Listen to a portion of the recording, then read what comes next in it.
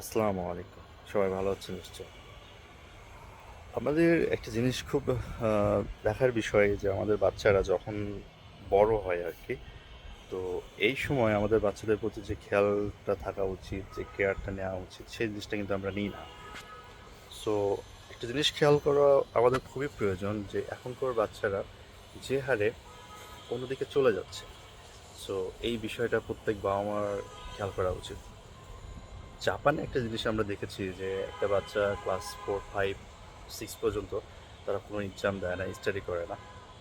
কিন্তু আমাদের দেশের বাচ্চার ক্ষেত্রে জিনিসটা কিন্তু খুব রেয়ার দেখা যায়। আমরা আমাদের সন্তানের নিকট ফোন দিয়ে রাখি, তাকে বিভিন্নভাবে অন্য কাজে এনগেজ করে রাখি, তাদেরকে প্রপারলি কেয়ার নিই না এবং একটা চাপ দিয়ে দিই স্টাডি। সো পড়াশোনার প্রতি আমাদেরকে অনেক অতটা চাপ ক্রিয়েট না করে বাচ্চাটাকে স্বাধীন করে দেওয়া উচিত। আপনি এই বয়সে বিশেষ করে বাচ্চাকে 5 থেকে 12 বছর বয়স্ক বাচ্চাদেরকে মার্শাল আর্ট, তায়কোয়ান্দো অথবা জুডো, সুইমিং শেখাতে পারেন, অথবা বাচ্চাকে দিয়ে বিভিন্ন আর্ট সংক্রান্ত যে সকল বিষয়গুলো রয়েছে সেই সকল বিষয়গুলো নিয়ে কাজ করতে পারেন। তাকে ইথিক্স এবং রিলিজিয়াস, যেটা আপনি যে বিশ্বাস করেন, যে ধর্মের বিশ্বাস করেন, সেই ইথিক্যাল পার্টটা যেন তাকে অনেক স্ট্রং হয়, এই জিনিসটা নিয়ে কাজ করেন। অথবা বাচ্চাকে আপনি কৃষিক্ষেত্রে যে সকল জিনিসগুলো মানুষ উৎপাদন করে সেগুলো তাকে দিয়েই জাস্ট তার সঙ্গে থেকে তাকে সময় দিয়ে তাকে জিনিসটা বুঝিয়ে দিন যেন সে ছোটো থেকে উৎপাদন করাটা শিখতে পারে এবং এই উৎপাদন করতে তাকে কী পরিমাণ হার্ডওয়ার্ক করতে হচ্ছে বা স্যাক্রিফাইস করতে হচ্ছে এই জিনিসটা যেন সে বুঝতে পারে, সে অনুধাবন করতে পারে। তাহলে সে যখন বড় হবে তখন সে যখন একজন কৃষকরা যেভাবে আমাদের দেশে মানুষের জন্য ফসল উৎপাদন করে সেই জিনিসটা নিয়ে সে কিন্তু অনুধাবন করতে পারবে, তাদের পেইনটা সে বুঝতে পারবে। একইভাবে আপনি তাকে নিয়ে বেশ কিছু জায়গায় ভ্রমণ করুন।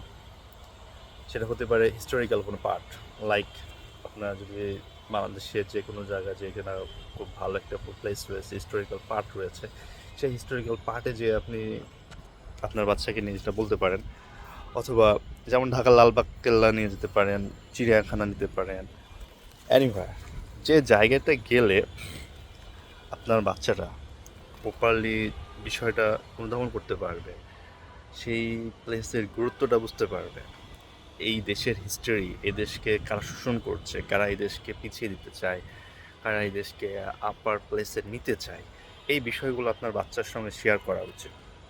আপনার বাচ্চাকে এটাও বলা উচিত যে আমাদের লাইফটা কোন দিকে যাচ্ছে, সামনের ফিউচার কী হতে পারে। এ সকল বিষয়গুলো আপনার বাচ্চার সঙ্গে অবশ্যই কনভারসেশন হোক, তাকে উদাহরণ দিয়ে হোক, বুঝিয়ে দিয়ে হোক, ভালো একটা এক্সাম্পল তার সামনে প্লেস করুন যেন সে আইডলাইজ করতে পারে।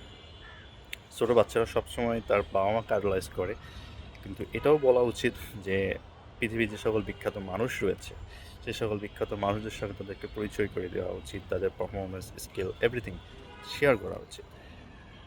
এই ছোট্ট বয়সে তাদেরকে পড়াশোনার প্রতি অত্যধিক প্রেশার ক্রিয়েট না করে তারা যেন পড়াশোনার প্রতি নিজের থেকে উদ্যোগ নিতে পারে, নিজের থেকে আগ্রহী হয়, নিজেই যেন সেটাকে ফিল করতে পারে, সেই ব্যবস্থাটা করা উচিত।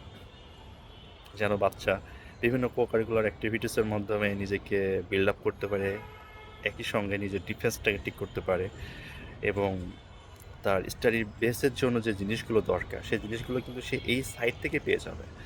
সো এই বিষয়টা প্রত্যেক বাবা মার খেয়াল করা খুবই প্রয়োজন। আমি অনুরোধ করব যে সকল নতুন এই জেনারেশনের বাবা মা হচ্ছেন, আপনার সন্তানকে পড়াশোনার প্রতি অত্যধিক চাপ ক্রিয়েট না করে তাকে এই সকল বিষয়গুলো একটু গাইড করুন, একটু শেখান, একটু সময় দেন আপনার বাচ্চাকে।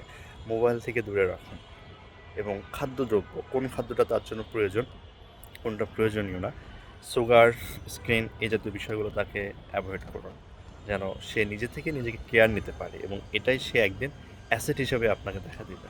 কারণ আপনি যদি আজকে আপনার বাচ্চার প্রতি বিহেভ, অ্যাপ্রোচ, অ্যাটিটিউড চেঞ্জ করেন, সে একদিন তার সন্তানের প্রতি সেই কাজটাই করবে এবং এভাবেই কিন্তু আমাদের জেনারেশনের মধ্যে যে ধাপটা রয়েছে সে ধাপটা পরিবর্তন হবে। তো সবাই ভালো থাকবেন, আপনার বাচ্চাকে কেয়ার নেন। আসসালামু আলাইকুম।